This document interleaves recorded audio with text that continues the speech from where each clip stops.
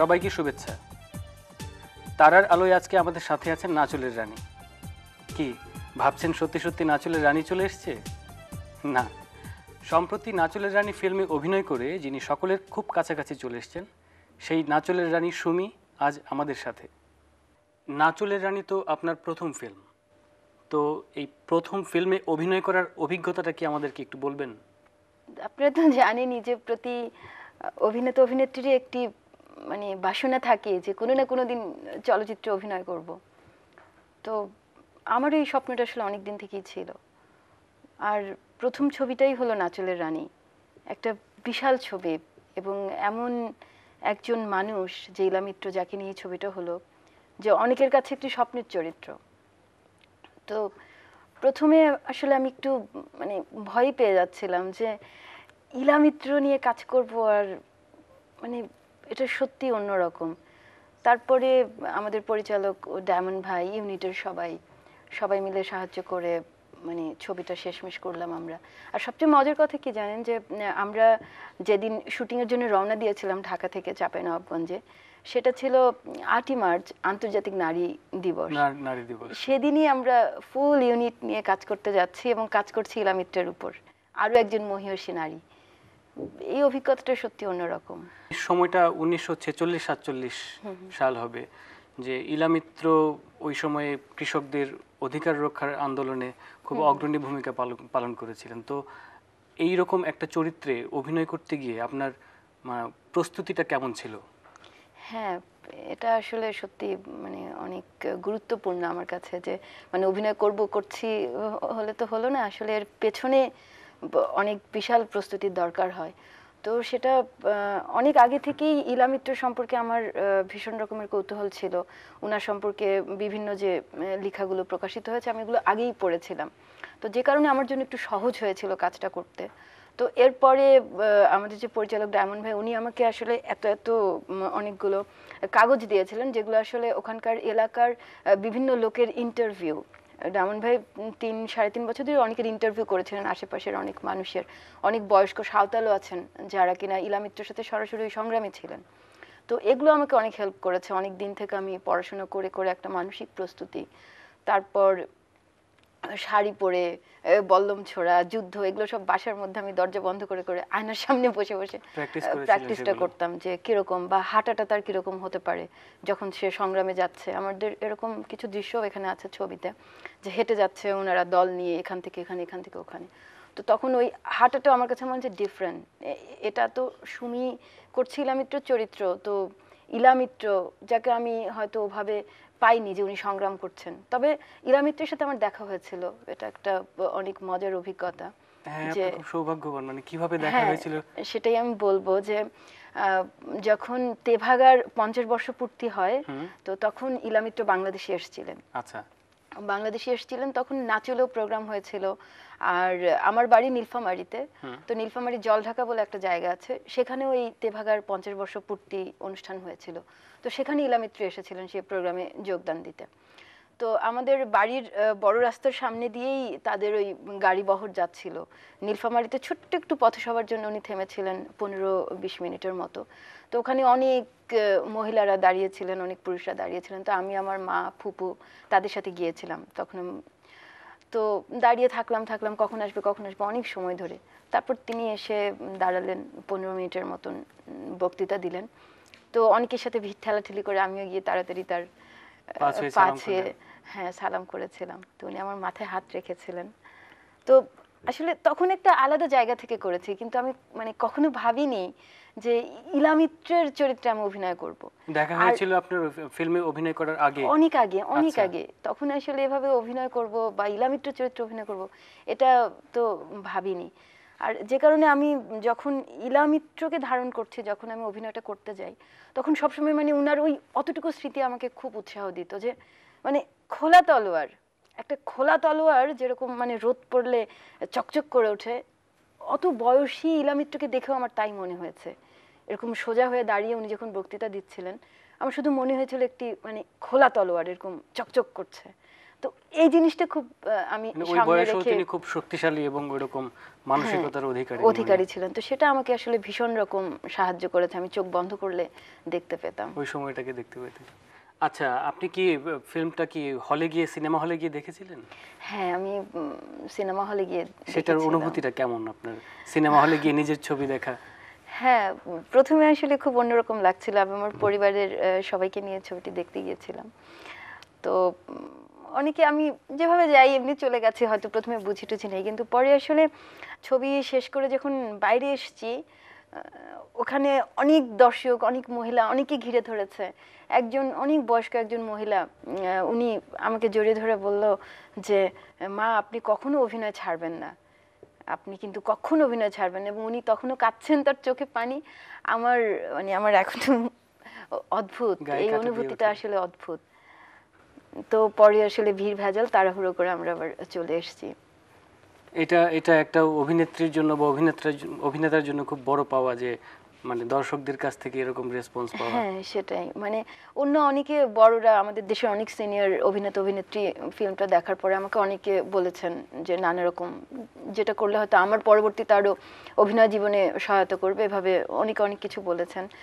কিন্তু মানে সেটার পরে হচ্ছে যে সাধারণ দর্শকরা যখন আমাকে বলেছেন, যে একজন সাধারণ মানুষ উনি কাঁদতে কাঁদতে যখন আমাকে বলেছেন যে আপনি অভিনয় ছাড়বেন না, এবং উনি তখনও মানে তার চোখে পানি, তখন আমার কাছে মনে হয়েছে আসলে এটা অনেক বড় পাওয়া। এই জন্যই আমাদের আসলে এত কষ্ট করা, এত কিছু। আচ্ছা, সিনেমা এবং টেলিভিশনের দর্শকদের মধ্যে বেসিক পার্থক্যটা কি বলে মনে হয় আপনার কাছে? সিনেমা এবং টেলিভিশন আসলে দুটোই পুরো দুই মাধ্যম। আর সিনেমা বলতেই তো বোঝা যায় যে অনেক বৃহৎ একটা ব্যাপার, আর টেলিভিশন তো এতটুকু ছোট একটু। আর বেসিক পার্থক্যটা যেটা মনে হয় যে সিনেমা হলে আসলে দর্শকরা সিনেমাটা দেখতেই যায়। আমার কাছে তাই মনে হয় যে আমি যখন কিছু ডিসাইড করি যে হ্যাঁ আমি দেখবো, তখনই আমি যাই যে হ্যাঁ 2.5 ঘন্টা 3 ঘন্টা আমি আমার সবগুলো কাজ ফেলে, চারদিকে সবকিছু গুছিয়ে নিয়ে, প্রিপারেশন নিয়ে যাই যে তারপর দেখবো। লাইন দিয়ে টিকিট টিকিটটা কেটে হ্যাঁ একটা বসলাম, মানসিক প্রস্তুতি থাকে আসলে। একটা প্রিপারেশন থাকে যে হ্যাঁ আমি দেখবো, এই 2.5-3 ঘন্টা আমি দেখবো, যদি না একদম মানে পচা ছবি না হয়। আর টেলিভিশন তো ইদানিং হয়েছে যে আমাদের হাতে তো রিমোট, এত এত চ্যানেল, সমানই চেঞ্জ, আর বিজ্ঞাপন এটা সেটা ঘুরে আসে, শুধু খোঁজা যে এর থেকে ভালো কি, এর থেকে ভালো কি। তো এর থেকে ভালো ভালো খুঁজতে গিয়ে আসলে অনেক সময় ভালোটাই হারিয়ে ফেলি আমরা। ভালো কোনো প্রোগ্রাম হলে টেলিভিশনেও তো এরকম মানে দেখে না? হ্যাঁ দেখে, আমার এখনো মনে আছে যে ছোটবেলায় ইত্যাদি খুব দেখতাম, এরকম সবকিছু আগে বন্ধ থেকে করে, সব কাজটা হ্যাঁ শেষ বন্ধ করে করে ইত্যাদির জন্য। তো এখন আসলে টারজান এরকম হতো, টারজান দেখতে আমরা হ্যাঁ, ছোটবেলায় খুব হাতে একদম গোনা আগে আগের পড়াশোনা আগে শেষ করে ফেলে দিয়ে তারপরে শেষ আমরা করে অপেক্ষা টারজানের জন্য করতাম বসে যে থাকতাম, টেলিভিশন right। দেখার জন্য। কিন্তু এখন আসলে আমার মনে হয় যে খুব কম প্রোগ্রামই আছে আসলে এরকম হাতে গোনা, যেগুলোর জন্য আমরা বসে থাকি। আচ্ছা, আপনি কি একটা খবর জানেন কিনা যে ওই 2000 সালে জার্মানি এবং সুইজারল্যান্ডের কয়েকজন নারী মিলে 10 বছরের জন্য একটা প্রকল্প চালু করেছে। এই প্রকল্পটার নাম দিয়েছে তারা ল্যাবিরিন্থ, বা বাংলায় বলে গোলক ধাঁধা বা এরকম কিছু। ওনাদের উদ্দেশ্য হচ্ছে বিশ্বের বিভিন্ন দেশ থেকে 1000 জন কৃতী এবং সংগ্রামী নারীদের স্মৃতিস্বরূপ একটি করে পাথর সংরক্ষণ করবে। তো সেখানে ইলা মিত্রের নামও এসেছে। নামটা দিয়েছে রুমানা হাশেম নামে বাংলাদেশেরই একজন মানুষ। তো আপনার কেমন লাগছে যে ইলা মিত্রের নাম বিশ্বের 1000 জন মহিয়সী নারীদের মধ্যে এসছে? নিঃসন্দেহে আমার অনেক ভালো লেগেছে। আমি পেপারে যখন পড়েছি সংবাদটা, অনেক ভালো লেগেছে। আর আমার বেশি আরো ভালো লেগেছে যে এই রোমানা হাশেম, তাকে আমি ব্যক্তিগতভাবে চিনি। যখন হ্যাঁ ইউনিভার্সিটিতে যখন আমরা পড়তাম, রোমানা আপু উনি আমাদের সিনিয়র আপু ছিলেন। তো যে কারণে আমার আরো ভালো লেগেছে যে উনি এই কাজটি করেছেন, যে উনার নামে এই পাথরটি উনি পাঠিয়েছেন। আচ্ছা, আমি যতদূর জানি আপনি আগে স্কলাস্টিকায় পড়াতেন থিয়েটার বিষয়ে শিশুদের। তো আপনি চাকরিটা ছেড়ে দিলেন কেন হঠাৎ করে? আসলে যেটা হয়েছে যে যখন আমি নাট্যকলা থেকে এমএ পাস করি, তার পরপরই থিয়েটার করা বা থিয়েটার নিয়ে কিছু করব এরকম অনেক স্বপ্ন থেকেই আসলে স্কলাস্টিকায় আমি চাকরি নিয়েছিলাম। আর শিশুদের সাথে কাজ করছি, কিন্তু আমার নিজের অভিনেতা হয়ে ঋদ্ধ হওয়ার স্বপ্নটা কখনো আমার থেমে থাকেনি। তো কিছু কিছু সময় আমার মনে হয়েছিল যে ওখানে কাজ করতে গিয়ে আমি আসলে আমার নিজেকে পর্যাপ্ত সময়টা দিতে পারছি না, আমার প্রস্তুতি বা আমার কাজ সবকিছু মিলিয়ে। তো এই জন্য মনে হয়েছে যে ঠিক আছে, তবে ভবিষ্যতে আমার আরো পরিকল্পনা আছে যে আমি বাচ্চাদের নিয়ে কাজ করব, কিন্তু আপাতত এখন আমি বন্ধ রেখেছি ওটা। মানে শিশুদের নিয়ে কাজ করার পরিকল্পনাটা কেন? মানে আমার একসময় এরকম অভিজ্ঞতা আছে যে থিয়েটারের কিছু কমিটমেন্টের বিষয় আছে। তো একসময় মনে হতো এরকম যে থিয়েটার সমাজ বদলের হাতিয়ার বা থিয়েটার সমাজকে পরিবর্তন করবে। তো সেই প্রেক্ষাপট থেকে মনে হতো যে আসলে শিশুদেরকে এখন থেকে গড়ে তুলতে হবে। তো আপনার কি সেরকম কোনো পার্সপেক্টিভ ছিল যে শিশুদের নিয়ে কাজ করেছেন সেই জন্য? এটাই ছিল আমার আসলে বাচ্চাদের সাথে কাজ করার অভিজ্ঞতাটা আসলে খুব অন্যরকম। ওরা সবসময় এত বেশি সাবলীল থাকে, মানে আমরা যখন আস্তে আস্তে বড় হতে থাকি আমরা কি করি যে এটা করা যাবে না, ওটা করা যাবে না, এভাবে কথা বলবো না, এভাবে চলবো। এই করতে করতে আমার কাছে মনে হয় যে অনেকগুলো মাস্ক আমরা ধারণ করি, সভ্য হতে চাই। তো বাচ্চাদের মধ্যে এই ব্যাপারগুলো কিন্তু একদম হ্যাঁ, ওরা একেবারে একেবারেই স্বতঃস্ফূর্তভাবে যা করে, অনেক নিজে স্বতঃস্ফূর্ত, থেকেই করে সেটা। নিজে থেকেই করে। সুমি, এবার ছোট্ট একটা ব্রেক নিই। ততক্ষণ না হয় আমরা একটু চা খেয়ে নিই। ছোট্ট একটা ব্রেক। তবে হ্যাঁ, টিভি সেটের সামনে থেকে উঠবেন না যেন।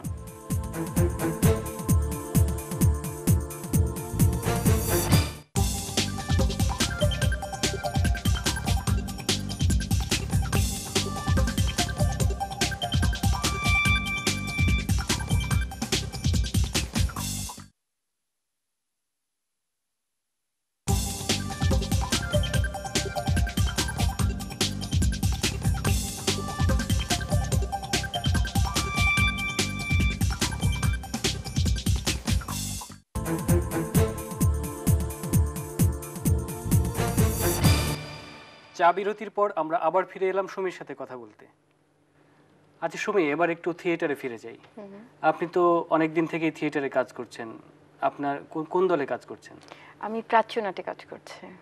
আচ্ছা, আপনার উল্লেখযোগ্য মঞ্চে অভিনীত নাটকের কয়েকটা নাম বলবেন? প্রাচ্য নাটের কন্যা, circus circus, man for all seasons, এই তিনটি বড় নাটকে নিয়মিত অভিনয় করছি আমি। আর এর সাথে পথনাটক আছে আমাদের, দড়ির খেলা, জন্তু, এই নাটকগুলোতে আমি অভিনয় করি। আমি আপনার কন্যা নাটকটা দেখেছিলাম, আমার খুব ভালো লেগেছিল। বিশেষ করে ওই মাছেদের সাথে কথা বলা, সাঁতার কাটা। আচ্ছা, আপনি থিয়েটারে কতদিন থেকে জড়িত? থিয়েটারে আমি প্রাচ্যনাট্যে কাজ করছি 99 সাল থেকে। তো এর আগে আমি নীলফামারীতে একটা থিয়েটার দলে কাজ করতাম, নন্দন একটা নাটকের দল, সেখানেও কাজ করতাম। তার মাঝখানে এসে ঢাকা ইউনিভার্সিটিতে নাট্যকলায় ভর্তি হওয়া। তো নাট্যকলা থেকে পাশ করার পরে আমি প্রাচ্যনাটে জয়েন করি 99, তারপর থেকে তো এখনো কাজ করছি। আচ্ছা, এই যে থিয়েটার করছেন অনেক দিন থেকে, আপনার ফ্যামিলি থেকে কি কোনো সমস্যা হয়? না, আসলে আমার পরিবার থেকে আমি কখনো বাধা পাইনি, কারণ না হলে তো আসলে নাট্যকলায় পরবর্তীতে পড়াও আমার হতো না। আর মানে বলে রাখি যে আমার বাবা ওস্তাদ ওয়ালিউর রহমান, উনি নীলফামারীতে অনেক পরিচিতি ওনার ওস্তাদ হিসেবে, এবং বাবার অনেক ছাত্রছাত্রীরা আছেন। বাবা মানে ওস্তাদ উনি কি ক্লাসিক্যাল গায়? হ্যাঁ, ক্লাসিক্যাল শেখাতেন এবং নজরুলও। আমার বাবা অবশ্য মারা গেছেন এই এবছরই, অগাস্টে মারা গেলেন। তো বাবার অনেক ছাত্রছাত্রী আছে। তো ছোটবেলা থেকে আমার পরিবেশটাই ছিল অনেক সাংস্কৃতিক। তো যে কারণে বাসায় হয়তো বিভিন্ন প্রোগ্রামের জন্য রিহার্সাল হচ্ছে, গান হচ্ছে, প্রোগ্রাম হচ্ছে, বাবা গান করছেন, রাতে দেরি করে ফিরছে, প্রোগ্রাম নিয়ে ব্যস্ত থাকছে। তো এগুলোতে আমার মাও অনেক পরিচিত, এবং পরবর্তীতে যখন আমি নাট্যকলায় ভর্তি হতে চাইলাম, তো তখন উনি কোনো আসলে বাধা দেননি। আচ্ছা, আপনি রক্তকরবী নাটকে কাজ করেছিলেন আমি শুনেছি। তো আচ্ছা, এটা কিভাবে শুনলেন? রক্তকরবী করেছি আমরা নীলফামারীতে একটা নাটকের দল থেকে। নন্দন যে নাটকের দলটা, সে নাটকের দলের প্রথম প্রযোজনা ছিল রক্তকরবী, এবং প্রায় 1.5 বছরের মতন রিহার্সাল করে আমরা এই নাটকটি করেছিলাম। আচ্ছা, আপনি তো নাট্যকলায় মাস্টার্স করেছেন ঢাকা ইউনিভার্সিটি থেকে, আবার প্রাচ্যনাটেও কাজ করছেন। তো রক্তকরবীতে যখন অভিনয় করেছিলেন তখন তো এত অভিজ্ঞতা ছিল না। তো বোধের জায়গা থেকে ওই সময়ে মানে ক্যারেক্টারাইজেশনটা কিভাবে করেছিলেন রক্তকরবীর মতো নাটকে? রক্তকরবীতে আমি নন্দিনী চরিত্রটা করেছিলাম। তো নন্দিনী পড়ছি, বারবার বোঝার চেষ্টা করছি। আর ডিরেক্টর তো নিঃসন্দেহে উনি অনেক হেল্প করেছেন, যে ডান থেকে বামে, বাম থেকে সামনে, কোথায় যাব, কি করব, হ্যাঁ ব্লকিং গুলো সব বলে দিয়েছিলেন। আর এছাড়া সকাল দুপুর বিকাল সন্ধ্যা আমার কাজ ছিল হচ্ছে যে শাড়ি পরে পরে হাঁটার প্র্যাকটিস করা। এবং আমি যেই সময়টা বিকালবেলা বাসায় থাকতাম, আমি তখন রীতিমতো শাড়ি পরে বাসায় খুব সাবলীলভাবে হাঁটা চলার চেষ্টাটা করতাম। আচ্ছা, একটা বিষয় আছে থিয়েটারে এরকম, যে থিয়েটার সমাজ বদলের হাতিয়ার। আপনার কি মনে হয় এরকম থিয়েটার সমাজ বদল করতে পারে বা এরকম কিছু? আসলে সমাজ বদলের হাতিয়ার থিয়েটার বৃহৎ অংশে হয়তো পারে, কিন্তু আমার কাছে মনে হয় যে সমাজ বদলের হাতিয়ার আসলে সে অর্থে থিয়েটার না। কিন্তু মানুষ বদল সম্ভব থিয়েটার দিয়ে, কারণ মানুষ বদল হলেই তো সমাজ বদল হবে। হ্যাঁ, সমাজ বদল একটা হবে, সমাজকে পরিবর্তন করতে হলে সবার আগে মানুষকেই তো পরিবর্তন করতে হবে। কিন্তু আসলে কতটুকু অংশের মানুষ থিয়েটারের সাথে জড়িত এটাও আপনাকে দেখতে হবে। সেজন্যই যে বলছিলাম যে আগে শিশুদেরকে তৈরি করতে হবে, শিশুরা আস্তে আস্তে তৈরি হয়ে গেলে তারপরে একসময় একটা আমার কাছে মনে হয় না আসলে সেই রাস্তাটা আসলে অনেক দূর। কিন্তু যেই অর্থে সমাজ বদলের হাতিয়ার এক্ষুনি বদলে যাবে, আমি একটা থিয়েটার করলাম এক্ষুনি বদলে গেল, এই জায়গাটা আসলে আমার কাছে কেমন যেন মনে হয়, এখনো অনেকটা কুয়াশা মনে হয়। আসলে কোন মাধ্যমে বেশি স্বাচ্ছন্দ্য বোধ করেন, মঞ্চে নাকি টেলিভিশনে না ফিল্মে? আসলে তিনটা মাধ্যম তিন রকম। স্বাচ্ছন্দ্যের ব্যাপারটা আসলে তবে স্বাচ্ছন্দ্য ঠিক না, কিন্তু মঞ্চটা আমি অনেক বেশি পছন্দ করি মানে কাজ করতে মঞ্চে। এটার মানে কেন সেটা স্বাচ্ছন্দ্যবোধটা কেন, মানে একটু ব্যাখ্যা করে বলেন। যেদিন হচ্ছে মঞ্চনাটকের যেদিন শোটা থাকে, সেই এতগুলো লোকের সামনে আমার সেই শোটা করতে হয়, অভিনয়টা করতে হয় এতগুলো লোকের সামনে, ভালো হলে ভালো, খারাপ হলে খারাপ, সাথে সাথে রিয়াকশনটা আমি ফিল করতে পারি।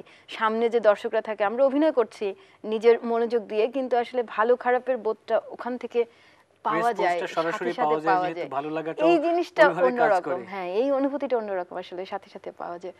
আচ্ছা, অভিনয় করতে গিয়ে অনেকেই ডিরেকশনে চলে আসে, আপনার কি সেরকম কোনো মনোবাসনা আছে?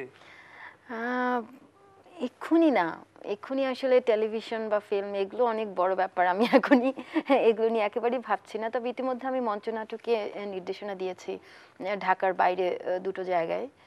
আর প্রাচ্যনাটে আমাদের একটি স্কুল আছে, অ্যাক্টিং অ্যান্ড ডিজাইন স্কুল, যেটাতে আমাদের 6 মাসের করে একটা কোর্স। তো সেখানেও আমার একটা প্রোডাকশন আমি করেছিলাম, রোমিও জুলিয়েট। আচ্ছা, আজকে আমাদেরকে কিছু শোনাবেন? আপনার মনে আছে এরকম কোন নাটকের সংলাপ বা এরকম কিছু, যদি গান, ছড়া, আপনার যা ইচ্ছে। ছড়া, আসলে গান ছড়া ঠিক আছে। আমি প্রাচ্যনাটের যে কন্যা শোটা করি, তো কন্যা থেকে কয়েকটি লাইন শোনাতে পারি। ম্যাক, এই ম্যাক, তুমি কি তো সোনাপুর যাইবাই? আমরার বাড়ির মানুষের একটা খবর দিও। কিতা খবর? আমার তো ইকানি থাকতে হইব। কতদিন? আচ্ছা তাও, তুমি কিচ্ছু হইও না, তাও তুমি কিচ্ছু হইও না। আচ্ছা, আপনার মজার কোনো স্মৃতি আছে যা ভাবলে ভালো লাগে? আমার ভাই আছে আমার উপরে, ঠিক আমার থেকে 2 বছরে বড়। তো আমি সবকিছুতে ওর সাথে সাথে ঘুরতাম, সবকিছুতে ওর পেছনে পেছনে বেড়াতাম। ও মাছ ধরতে আছে, ওর পেছনে পেছনে আমি যেতাম, যা কিছু করতো। তো আমরা ছোটবেলায় দুইজনেই খুব গাছের অফিসার হব এরকম একটা স্বপ্ন ছিল। কিসের অফিসার? গাছের অফিসার, মানে ফরেস্ট অফিসার। তো সেটা বলতে পারতাম না, আমরা বলতাম গাছের অফিসার হব। তো বাগান বিলাসী ফুলের একটা গাছ ছিল অনেক বড়, তো সেই গাছের মধ্যে আমরা দুজনে উঠে যেতাম, উঠে ওখানেই আর কি খেলতাম। তো একদিন এরকম হলো, আমি উঠেছি, উঠে এরকম ধরার জায়গা আছে, গাছটা অনেক সুন্দর ছিল, আমি ধরে আছি। তো ও নিচ থেকে উঠবে, কিন্তু আমি ধরে এরকম তাকিয়ে আমি আর কোনো কথা বলছি না, শক্ত হয়ে আছি। তো ও বলে তুই একটু না উঠলে আমি কেমন করে উঠবো, তুই আমাকে জায়গা দে, তুই উঠ। তো আমি এরকম হাত তুলে ওকে কিছু বলতেও পারছি না, মাথাও নামাতে পারছি না।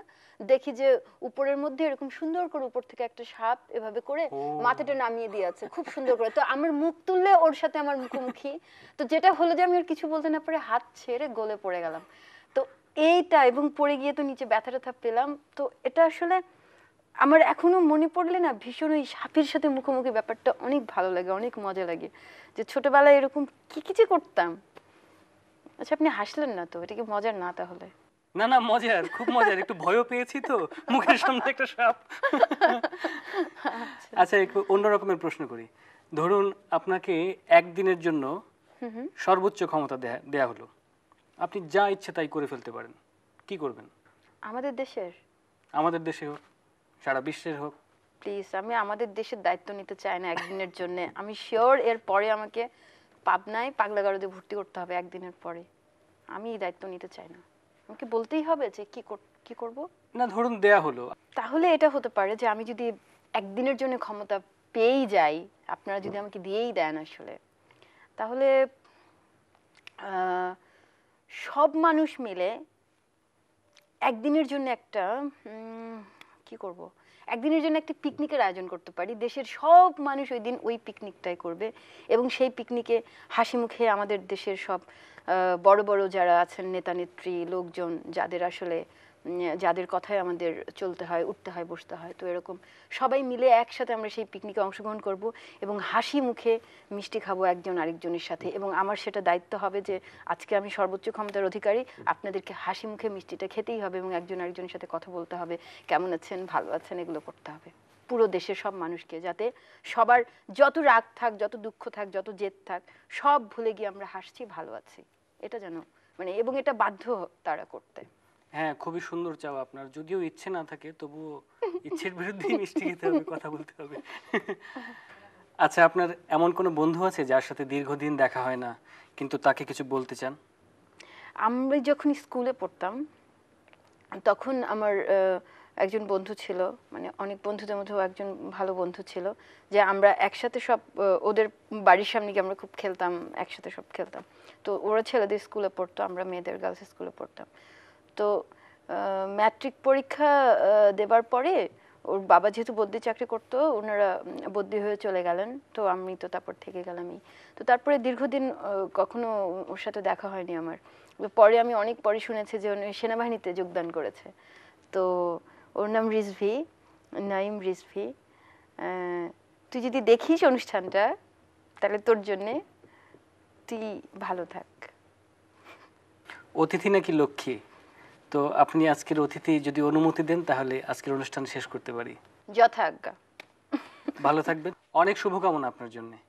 আপনিও ভালো থাকবেন, আর তারের আলোর দর্শকদের জন্য অনেক অনেক শুভকামনা। আপনারা ভালো থাকবেন। আজ তাহলে এ পর্যন্তই, আপনাদের সবার জন্য শুভকামনা, ভালো থাকবেন।